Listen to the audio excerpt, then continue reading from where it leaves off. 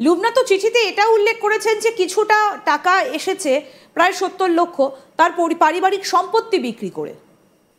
সেখান থেকে আসছে। আর একটা সে বলছে যে সব মিলিয়ে এটা তারা এফডিআর করছিল, সেই এফডিআর ভাঙিয়ে, এফডিআর যে ভাঙছে এটার উইথ ট্যাক্স পেইড এফডিআর এই টাকাটা। তো দুদককে দেওয়ার পরেও দুদক তাকে মানে ইয়া করেনি, এটাকে দুদক ওখানেই ব্যবস্থা নিতে পারতো, তারপরে দুদক বিষয়টা নিয়ে গেছে উপরে। তো এখন দুদক বা এখন বাংলাদেশের সরকার কিভাবে চলছে এটার তো ব্যাখ্যা দেওয়ার দরকার নেই। এটার ধরুন যে ওই সময় যারা ওই সরকারকে সাহায্য করছে তাদের কথা মতো চলছে, তাদের উপর একটা খড়গ এসে পড়ছে।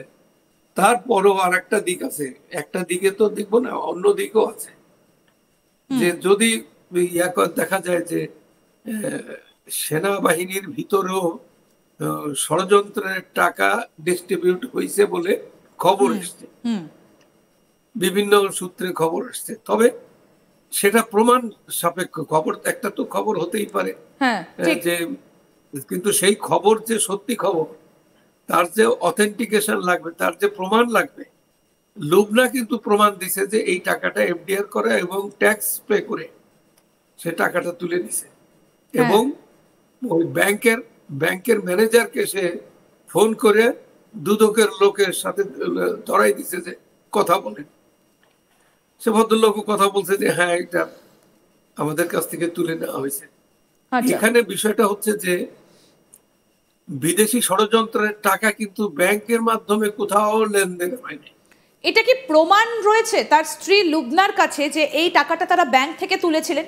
তার প্রমাণ তো তার কাছে নিশ্চয়ই রয়েছে। লুবনার দাবি করছে যে এটা ট্যাক্স পেইড, ব্যাংকের থেকেই তোলা। ব্যাংক বলছে যে হ্যাঁ আমাদের কাছ থেকে এই অ্যামাউন্টটা তোলা হয়েছে, এটা ব্যাংক। তাহলে কেন তাদের টাকাটা এইভাবে নিয়ে যাওয়া হচ্ছে ট্রাঙ্কে করে? যদি ব্যাংক থেকেই টাকা তোলা হয় অস্থির পরিস্থিতির মধ্যে, তাহলে কেন তাদের টাকা এইভাবে নিয়ে যাবে দুর্নীতি দমন শাখা? এই কেন একটা প্রফেসরকে তার অফিস থেকে ঘাড় ধাক্কা দিয়ে বের করে দেওয়া হয়? কেন সাধারণ মানুষের বাসায় গিয়ে হামলা করা হয়? তারপরে এদেশে আপনার ওপেন ডিক্লার দিয়ে আপনার ডেভিল হান্ট শুরু হয়েছে। আপনি এটা তো এদের সব কাজই তো প্রশ্নবিদ্ধ। এটা এখানে বহু কিছু করা যায়, বহু দিক আছে।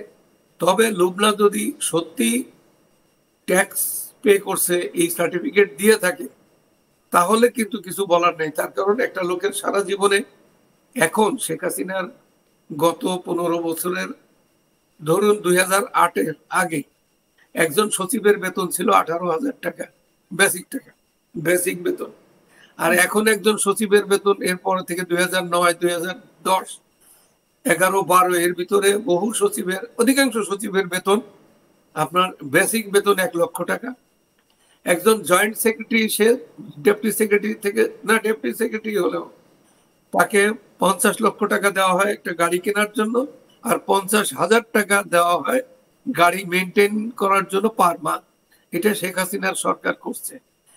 পুলিশের বেতন বাড়ানো হয়েছে, শিক্ষকদের বেতন বাড়ানো হয়েছে। আপনার পুলিশের একজন কনস্টেবল এখন, আগে পাইতো স্লোগান দেওয়া হয়তো, পুলিশ তুমি যতই মারো বেতন তোমার 100 বার। আর এখন পুলিশ 30, 40, 50,000 টাকা তার সে তুলে ব্যাংকের থেকে বা বিভিন্ন ভাবে প্রত্যেক মাসে, একজন কনস্টেবল। আর অফিসাররা তো আরো তারা বেতন, এদের বেতন ধরুন 100 গুণ 200 গুণ বেতন বাড়ানো হয়েছে যাতে করাপশন না থাকে। কারণ পুলিশ তো জনসাধারণের সাথে ডিল করে, কাজেই পুলিশের বেতন বাড়ানো হয়েছে। শিক্ষকদের বেতন বাড়ানো হয়েছে যাতে ওরা ভালোভাবে কাজ করে এবং ফাঁকি না দেয় বাচ্চাদেরকে। উদ্দেশ্য খারাপ না। সচিবদেরও বলা হয়েছে যে সরকারি কর্মচারী সবারই বেতন বাড়ানো হয়েছে। আপনি খোঁজ নিয়ে দেখেন 2008-এর আগে এদের বেতন কত ছিল। আমাকে নেতা মতিয়া চৌধুরী, উনি মারা গেছেন, সে আমাকে বলছে যে শাহাবুদ্দিন জানো আমার অনেক টাকা, কারণ ওনার আসলে চলাফেরায় খুব পয়সা খরচ হতো না। কেমন গত 3 বছরে আমি মন্ত্রী থাকাকালে প্রত্যেক মাসে 12,000 টাকা না 18,000 টাকা পাইছি বেতন, আর অন্যান্য সুবিধা তো আছেই, বাজার করা লাগে না। তো এই 18,000-এর 3 বছর গুণ দাও আমার কত টাকা, এত টাকা আমি দিয়ে আমি কি করব, এরকম ছিল তখন। তো এটা আমরা বলি আর আমরা হাসি যে কি অবস্থা ছিল তখনকার দিনে।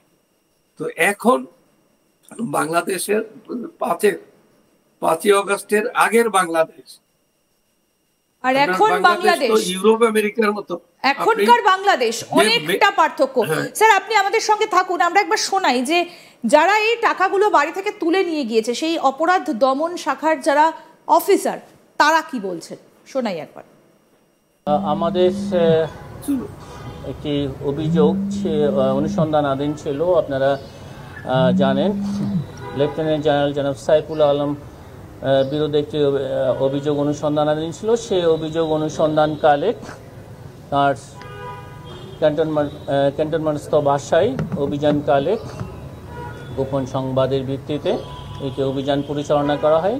সেই অভিযানে 2,85,00,000 টাকারও বেশি অর্থ পাওয়া যায় এবং সেই টাকায় এখানে জব্দ তালিকা মূলে এখানে গোয়েন্দা সংস্থার বিভিন্ন পর্যায়ে কর্মকর্তা, আমাদের অনুসন্ধান দল এবং যৌথ বাহিনীর সবাই উপস্থিতিতে জব্দ তালিকা মূলে সে ট্রাঙ্ক এবং ট্রাঙ্কের ভিতরে রক্ষিত টাকা উদ্ধার করা হয়েছে এবং সেটা আপনারা ঠিকই দেখেছেন, সেটা বিজ্ঞ আদালতে উক্ত টাকা জমা দেওয়া হয়েছে। যার নাম বলেছেন উনি কে অ্যাকচুয়ালি? উনি লেফটেন্যান্ট জেনারেল সাইফুল আলম, সাবেক ডিজিএফআই প্রধান। আমরা শোনালাম যারা এই টাকাগুলো উদ্ধার করেছেন তারা স্পষ্টতই বলছেন যে এত পরিমাণ টাকা উদ্ধার হয়েছে। কিন্তু এখান থেকে প্রশ্ন, এই ডিজিএফআই এর প্রাক্তন মহাপরিচালক তিনি কি এমন কিছু জেনে ফেলেছিলেন যে কারণে তার বাড়িতে এইভাবে একটা সারা দিন ধরে বেশ কিছুটা সময়ে কিন্তু চলে গেল যে তার বাড়িতে এইভাবে তন্ন তন্ন করে খোঁজা হলো এবং তারপর দেখা গেল কতগুলো ট্রাঙ্ক বেরিয়ে আসছে, তার মধ্যে প্রায় 2.5 কোটি টাকা। বাংলাদেশের সেনা প্রধানের কোনো বদমাইশির কথা জেনে ফেলেছিলেন হাসিনার এই সেনাকর্তা, সেই কারণেই কি তাকে দেশ ছেড়ে চলে যেতে হলো এবং তার বাড়ি থেকে এত টাকা উদ্ধার করে নিয়ে যাওয়া হলো? তার স্ত্রী লুবনা তিনি চিঠি দিচ্ছেন, তিনি জানাচ্ছেন, টাকার সোর্স জানাচ্ছেন, ব্যাংক থেকে তুলেছেন, তার সম্পত্তি বিক্রির টাকা এবং পরিবারের ব্যবহারের টাকা, তিনি সব টাকা সারা জীবনের সঞ্চয় একসঙ্গে জড়ো করেছিলেন। তাহলে কি কোনো চাপ? শরীফ শাহাবুদ্দিন বাংলাদেশের বিশিষ্ট সাংবাদিক আমাদের সঙ্গে রয়েছেন। স্যার এখানেই জানতে চাইবো, এটা কি কোনো রাজনৈতিক চাপ? বাংলাদেশে তো একটা ভিন্ডিকটিভ চলছে, অভিযান চলছে, এটা ভিলেনাইজ করার জন্য। এই সরকার কি না করছে, যে সরকার আচ্ছা কি করে না এই সরকার, এই সরকারের সম্পর্কে কিছু বলতে গেলে আপনি এই বসে একদমে অনেক কিছু বলে দেওয়া যায়। তো এই সরকারের তো বিশ্বাসযোগ্যতা প্রথম দিন থেকেই হারিয়ে ফেলছে। তো তারপরে আজও প্রতিনিয়ত যে দিন যাচ্ছে সেই দিন তার এই যে বিশ্বাসযোগ্যতা হারানোর রেট বাড়ছে।